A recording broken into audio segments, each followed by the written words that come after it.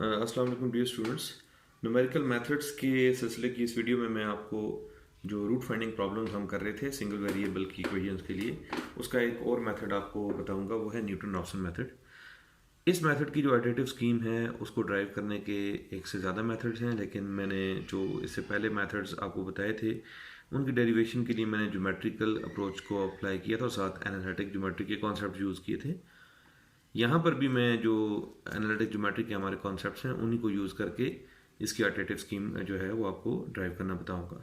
इसके एक से ज़्यादा तरीके हैं और ये बहुत ही पावरफुल मेथड है और बहुत एडवांस लेवल पे भी ये अभी भी यूज़ होता है। ठीक है, इसके लिए ये है कि सपोज मैं अगर ये ग्राफ आपके सामने रखूँ, हमारे पास एक फंक्शन है जिस फंक्शन का जो रूट है, यानी जहाँ पर जो फंक्शन का ग्राफ है वो एक्स एक्सिस को कट करता है, वो यहाँ पर है। इस रूट को जो है फाइंड आउट करने के लिए मैं एक इनिशियल गैस ले लेता हूँ।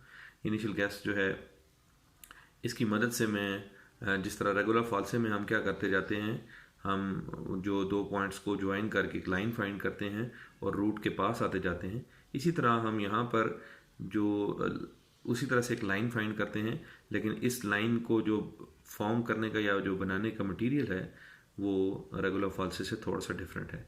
रेगुलर फाल्से में हम क्या करते हैं, हम दो पॉइंट्स को जोड़ के आपस में जो है वो लाइन फाइंड कर लेते हैं और उसकी मदद से हम आहिस्ता आहिस्ता जो हमारा एक्चुअल रूट होता है उसकी तरफ अप्रोच करते हैं।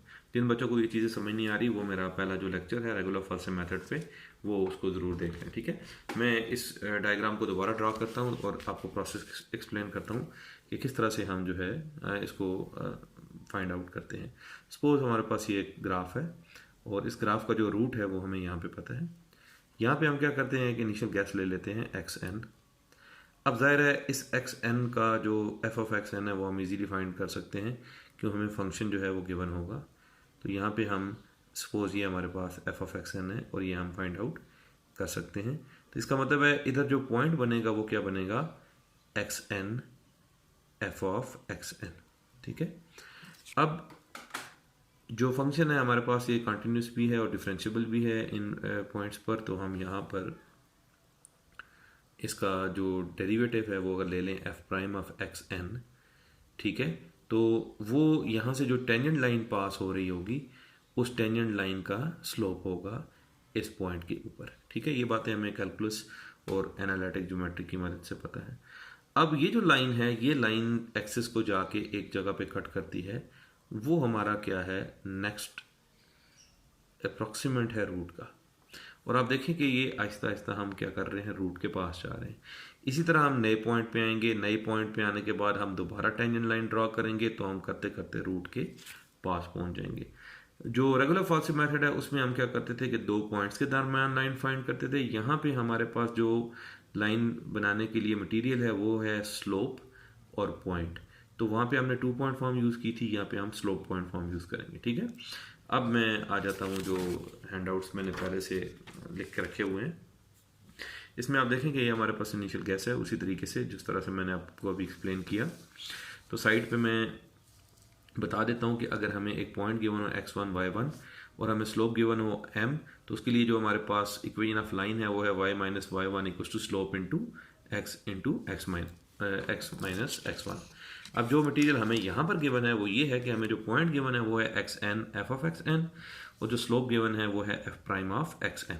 ठीक है, अब जाहिर बात है कि इस मेथड की इम्प्लीमेंटेशन के लिए ज़रूरी है कि इस पॉइंट पर जो इसका डेरिवेटिव है वो एग्जिस्ट करता हो, और आगे जब आप चलेंगे तो आपको पता लगे कि सिर्फ एग्जिस्ट करना काफ़ी नहीं है बल्कि उसको ज़ीरो भी नहीं होना चाहिए, तब हम ये मेथड इम्प्लीमेंट कर सकते हैं। यही इसके एक ड्रॉबैक्स में से है।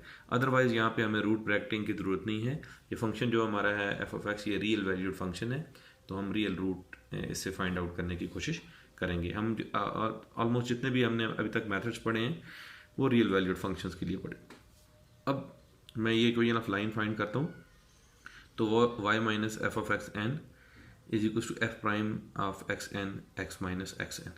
अब हमने ये देखा है कि जब मैं x की value X N plus one लूँगा तो वहाँ y की वैल्यू क्या हो जाएगी, ज़ीरो हो जाएगी, क्योंकि वो मेरा नेक्स्ट डमी रूट है। ठीक है, तो हम वही हिट एंड ट्रायल से जो है उसको गैस करने की कोशिश कर रहे हैं। ठीक है, अब पहले मैं जो हमारी इक्वेशन थी उसमें से अगर मैं x को आइसोलेट करूँ तो मेरे पास जो x की वैल्यू आ जाएगी वो मेरे पास आ जाएगी। अब यहाँ से देखें ये क्योंकि इसका जो डेरिवेटिव है ये डिवाइड में आ रहा है, तो इसलिए हमें साथ कंडीशन लगानी पड़ेगी कि डेरिवेटिव को 0 यहाँ पर नहीं होना चाहिए, ठीक है। अब मैं x की जगह क्या पुट कर देता हूँ, xn+1, तो y मुझे क्या पुट करना पड़ेगा, 0। अब इन दोनों वैल्यूज़ को जब मैं यहाँ पुट करता हूँ तो मेरा जो इक्वेशन है वो अपडेट होकर ये आ जाती है, xn+1 minus xn equal to this. मैं xn+1 को असल में अप्रॉक्सीमेट करना चाहता हूँ, तो यहाँ से xn+1 जो आ जाएगा वो आ जाएगा xn minus f of xn over f prime of xn। तो इसकी मदद से हमने क्या एक इनिशियल गैस लिया था, उस इनिशियल गैस की मदद से हमने एक और अप्रॉक्सीमेशन फाइंड कर दी है रूट की, जो एक्चुअल रूट के थोड़ा करीब है। इसी तरह से हम ये प्रोसेस जो है वो जारी रखेंगे, तो आहिस्ता आहिस्ता जो रूट है हम उसको अप्रोच करना जो है वो शुरू हो जाएंगे। और इसको मैं एग्जांपल की मदद से एक्सप्लेन करता हूँ। एग्जांपल वही है जो मैं इससे पहले वाले मेथड्स के थ्रू सॉल्व कर चुका हूँ, ठीक है। वो example x² + 2x - 1 equal to 0। अब इसको मैंने सॉल्व करना है बाय यूजिंग न्यूटन-रॉप्सन मेथड, और इनिशियल गैस जो है वो 0 दिया हुआ है। अगर नहीं है तो मैं कोई भी इनिशियल गैस अपनी तरफ से ले सकता हूँ। अमूमन इनिशियल गैस हम 0 लेते हैं, या इसमें रूट ब्रैकेटिंग की ज़रूरत नहीं है, लेकिन अगर आप रूट ब्रैकेटिंग कर लें और उसकी जो एवरेज है उसको इनिशियल गैस लेके चलें तो वो भी एक अच्छा इनिशियल गैस हो सकता है, ठीक है। अच्छा, अब यहाँ पे मुझे जो इन्फॉर्मेशन गिवन है वो है इनिशियल गैस मुझे गिवन है कि x0 जो है वो मेरे पास 0 है। मुझे फंक्शन गिवन है, मैं उसका डेरिवेटिव खुद कैलकुलेट कर लूँगा, तो ये f ऑफ x भी आ गया और f प्राइम ऑफ x भी आ गया। अब यहाँ पे सिंपली क्या आएगा, xn+1 मुझे फाइंड करना है, xn एज इट इज़ रहेगा। f ऑफ xn का मतलब है जहाँ जहाँ फंक्शन में x है वहाँ हमने xn पुट कर देना है, और f प्राइम ऑफ xn का मतलब ये है कि जहाँ जहाँ फंक्शन में x है वहाँ हमने xn पुट कर देना है। अब जब ये मैं वैल्यूज़ पुट कर लूँगा तो मेरे पास जो अल्टरनेटिव स्कीम होगी वो थोड़ी सी अपडेट हो जाएगी, यानी ये मेरे पास अल्टरनेटिव स्कीम आ गई है फॉर दिस प्रॉब्लम। अब इसको मैं और सिंप्लीफाई कर सकता हूँ। आप इसको विदाउट सिंप्लीफिकेशन भी जो है इंप्लीमेंट कर सकते हैं, लेकिन उसमें ज़ाहिर है फिर आपको कंप्यूटेशनल कॉस्ट बढ़ जाएगी। अगर आप इसको मैनुअली शुरू में सिंप्लीफाई कर लें तो बाद में कंप्यूटेशनल कॉस्ट आपकी आसान हो जाएगी। और ये उन मेथड्स में से है जिनको कैलकुलेटर पे इम्प्लीमेंट करना इंतहाई आसान है। मैं प्रैक्टिकली आपको इम्प्लीमेंट करके बताऊंगा, कैलकुलेटर भी यूज़ करके बताऊंगा, और आपको अंदाज़ा होगा वहाँ उसको इम्प्लीमेंट करना शायद ये सबसे आसान मेथड्स में से एक है, और ये सबसे स्ट्रॉन्ग मेथड भी है। तो अगर आपको टीचर कोई प्रॉब्लम दे इस तरह का जिसमें आपने सिंगल इक्वेशन सॉल्व करनी हो और कोई ऑप्शन ना दे कि किस मेथड से करनी है, तो बजाय किसी और मेथड पे जाने के आप जो है वो न्यूटन-रॉप्सन मेथड करें। अगर न्यूटन-रॉप्सन में डेरिवेटिव 0 आ जाता है तो फिर हमें मजबूरन सेकंड मेथड की तरफ जाना पड़ता है, क्योंकि वो वहाँ पे हम जो डेरिवेटिव होता है वो स्लोप ऑफ टेंजेंट लाइन होता है, उसको हम रिप्लेस कर देते हैं स्लोप ऑफ सेकंड लाइन से। तो वो मैं इंशाल्लाह जो फ्यूचर वीडियो है उसमें आपको बताऊंगा। अब मैंने इसको जब सिंप्लीफाई किया तो कटिंग होके मेरे पास ये सिंप्लीफाइड फॉर्म आ गई है xn+1 की, ठीक है। अब इनिशियल गैस जो है वो मेरे पास n = 0 के लिए है, तो अब मैं n = 0 पुट करता हूँ तो यहाँ पे x1 बन जाएगा, यहाँ पे नॉट आ जाएगा, यहाँ पे नॉट आ जाएगा, तो ये मेरे पास फर्स्ट अप्रॉक्सीमेशन आ जाएंगी। अब x0 की मैं वैल्यू 0 पुट कर देता हूँ, तो मैं इसको जब सॉल्व करूँगा तो मेरे पास x1 की वैल्यू आ जाएगी 0.5। अब इसी अल्टरनेटिव स्कीम में मैं n की जगह 1 पुट करता हूँ तो मेरे पास x2 आ जाएगा और यहाँ सारी वैल्यूज़ 1 आ जाएंगी, और 1 मैं ऑलरेडी कैलकुलेट कर चुका हूँ, तो सिंपली मैंने यहाँ पे वैल्यूज़ क्या करनी है, रिप्लेस करनी है। तो x2 की वैल्यू जो है वो मेरे पास क्या आएगी, वो 0.4146 ये वैल्यू मेरे पास आ जाएगी, ठीक है। अब मैं इसको कैलकुलेटर पे इम्प्लीमेंट करना बताता हूँ। आप इसको लिखेंगे पूरा, लेकिन कैलकुलेटर पे ये बहुत आसानी से सिंपल एक इक्वल प्रेस करते जाएंगे, आपको नेक्स्ट इटरेशन मिलती जाएगी, ठीक है। आप अपनी अल्टरनेटिव स्कीम पे आएँ। सबसे पहले आप अपना इनिशियल गैस लिखें। मैंने इनिशियल गैस 0 रखा हुआ है, तो 0 लिख के मैं इक्वल प्रेस कर दूंगा। अब इसका फ़ायदा ये हुआ है कि ये 0 आंसर में स्टोर हो गया। अब जहाँ जहाँ पे अल्टरनेटिव स्कीम में xn लिखा है वहाँ वहाँ मैं आंसर लिखता जाऊँगा और अल्टरनेटिव स्कीम को अपने कैलकुलेटर में सेव कर लूँगा। सबसे पहले आप ये जो फ्रैक्शन का बटन है ये प्रेस कर दें, ठीक है।